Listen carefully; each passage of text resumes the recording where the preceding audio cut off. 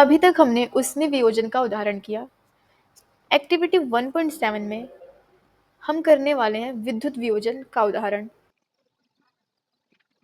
इस एक्टिविटी में अभिकारक के रूप में हमें जल दिया हुआ है, यानी हम जल को विद्युत के द्वारा तोड़ेंगे। तो चलिए अब हम एक्टिविटी को स्टार्ट करते हैं।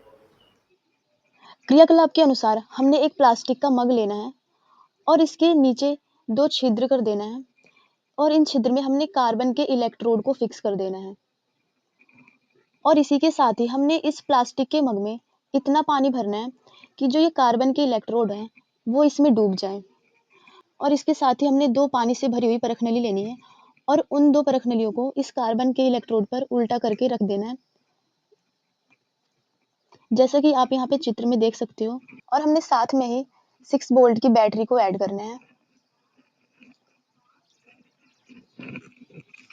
और इसमें बोला गया है हमने इस जल में सल्फ्यूरिक एसिड भी मिलाना है, यानी H2SO4। वो हम जल में इसलिए मिलाएंगे क्योंकि जो जल होता है वो विद्युत का अच्छा चालक नहीं होता। इसीलिए जल को विद्युत का अच्छा चालक बनाने के लिए हम इसमें सल्फ्यूरिक एसिड मिलाएंगे। जब हम स्विच ऑन करेंगे, यानी कि जब हम जल में विद्युत का प्रवाह कराएंगे, तो हम पाएंगे कि ये जो 2 परखनलियां थी इनमें बुलबुले के रूप में किसी गैस का निर्माण हो रहा है। तो आइए अब हम इस पूरी अभिक्रिया की रासायनिक समीकरण को समझ लेते हैं।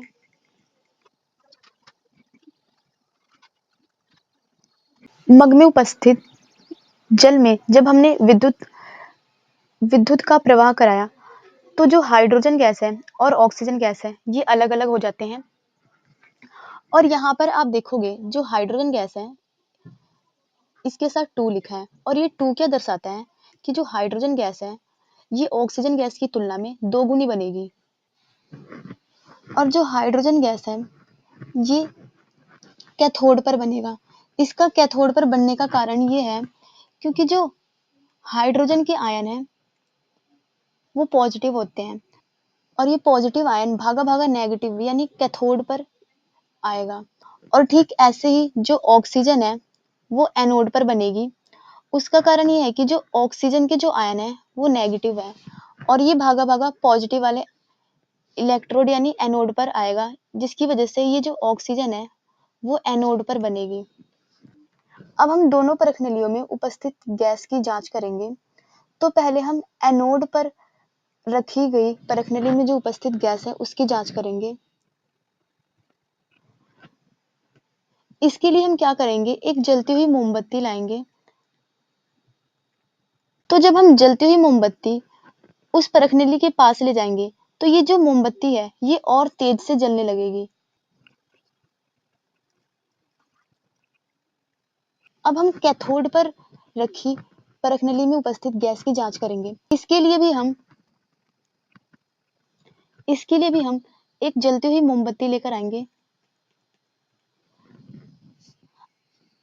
जब हम कैथोड पर रखी परखनली में उपस्थित जो गैस है उसकी जांच करने के लिए हम जलती हुई मोमबत्ती लाएंगे, तो हम पाएंगे कि हाइड्रोजन गैस का पॉप के ध्वनि के साथ दहन हो जाता है। अब यहीं पे ही हमारी ये पूरी एक्टिविटी खत्म होती है।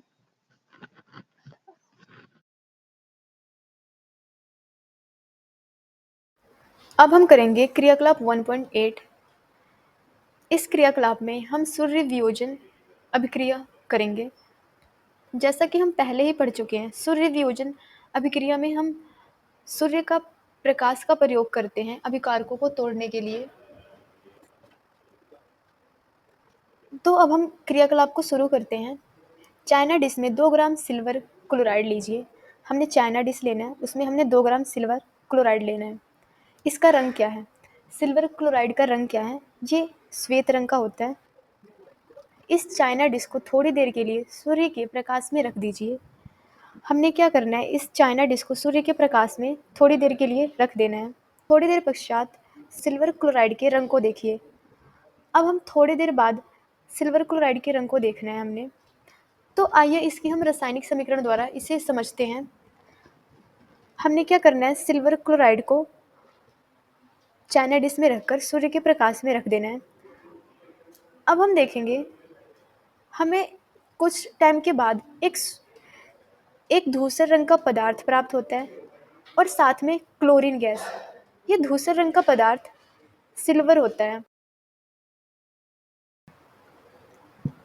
जो धूसर रंग का पदार्थ होता है वो सिल्वर होता है और साथ में हमें क्लोरीन गैस प्राप्त होती है। अब ठीक ऐसे ही हमने सूर्य के प्रकाश का प्रयोग करते ही सिल्वर ब्रोमाइड का वियोजन कराना है, यानी सिल्वर ब्रोमाइड को हम सूर्य के प्रकाश की उपस्थिति में तोड़ेंगे। तो हमने सिल्वर ब्रोमाइड को सूर्य के प्रकाश में रख दिया और हम देखेंगे Ag यानी सिल्वर अलग हो जाएगा और साथ में हमें ब्रोमीन गैस मिलेगी। अब ये जो अभिक्रिया है इसका उपयोग हम श्याम श्वेत फोटोग्राफी में करते हैं। श्याम श्वेत फोटोग्राफी यानी जो पहले ज़माने की ब्लैक एंड वाइट फोटोग्राफी होती थी, जो फोटोज़ होते थे, उन फोटो को खींचने के लिए हम इस अभिक्रिया का उपयोग करते थे। तो ये इम्पोर्टेंट अभिक्रिया है, इसे याद रखना। अक्सर ये क्वेश्चन पेपर में बार बार पूछे जाते हैं।